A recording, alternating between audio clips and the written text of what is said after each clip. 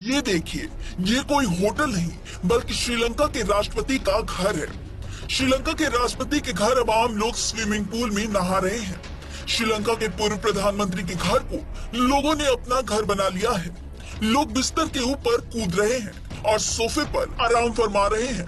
कुछ कैरम खेलते नजर आ रहे हैं तो कुछ राष्ट्रपति और प्रधानमंत्री के जिम में वर्कआउट करते भी नजर आ रहे हैं।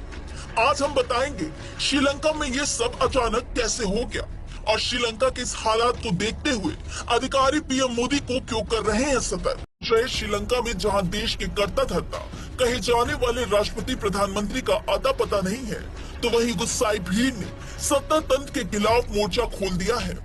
प्रदर्शनकारी और आम लोग राष्ट्रपति और प्रधानमंत्री के जिम में कसरत करते नजर आ रहे हैं, तो कुछ राष्ट्रपति के बेडरूम में आराम फरमाते भी नजर आ रहे हैं। यहाँ तक कुछ महिलाएं शाही किचन में खाना बनाते नजर आ रही हैं। यह तस्वीरें किसी भी देश के लिए बेहद खौफनाक हो सकती हैं, क्योंकि देश के सबसे शीर्ष पर बैठे लोग देश छोड़कर भाग गए हैं और जनता अनाथ की तरह दर बदर भटकने को मजबूर हो गई है। देश की आर्थिक व्यवस्था इतनी चरमरा गई है कि महंगाई अपनी एक चरम सीमा पर है। प्रशासन में बैठे लोग ही सोच समझ नहीं पा रहे हैं कि वह आदेश किससे प्राप्त करे और वह आदेश किस पर लागू करे। अगर कोई श्रीलंका का प्रशासनिक अधिकारी या नेता कुछ करने की कोशिश भी करता है तो प्रदर्शनकारी उसकी सुनते नहीं है, उल्टा उसे ही बंधक बना लेते हैं या उसके खिलाफ ही प्रदर्शन करने लगते हैं। सोचिए, वीडियो में आप जिन तस्वीरों को देख रहे हैं वह कभी श्रीलंका के प्रथम नागरिक का घर हुआ करता था। यहीं से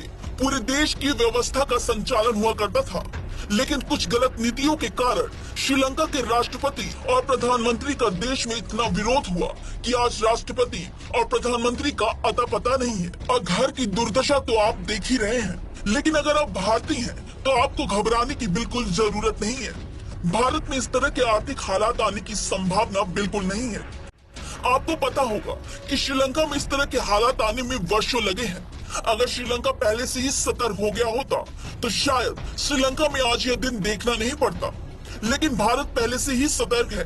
बीते दिनों प्रधानमंत्री मोदी ने भी अर्थव्यवस्था और श्रीलंका में गिरती अर्थव्यवस्था का भारत पर क्या असर होगा, इस पर वरिष्ठ अधिकारियों के साथ बैठक की। अधिकारियों ने प्रधानमंत्री को सुझाव दिया कि देश भर में जब चुनाव का समय आता है तब राजनीतिक दल रेवड़ी की तरह योजनाएं बनाते हैं और लोगों को वह वादा करते हैं कि अगर हम सत्ता में आए तो हम फ्री में बिजली देंगे, हम फ्री में लैपटॉप देंगे। यह फ्री के वादे देश के लिए खतरनाक हो सकते हैं, क्योंकि इससे देश का खजाना खाली हो सकता है। वहीं प्रधानमंत्री मोदी ने इस मामले पर कहा कि गरीबी को खत्म करने के लिए हर संभव उपाय किए जाने चाहिए। गवर्नेंस और गरीबी उन्मूलन के लिए रोड मैप बनाने पर भी चर्चा हुई। साल 2014 के बाद मोदी के सचिवों के साथ यह इस तरह की 9वीं बैठक थी। इन्हीं बैठकों और उस पर विस्तृत कार्य का नतीजा है कि दुनिया में तमाम देश जहां आर्थिक संकट से जूझ रहे हैं, वहीं भारत तमाम संकट होने के बावजूद भी दुनिया में एक नई उम्मीद की तरह नजर आ रहा है।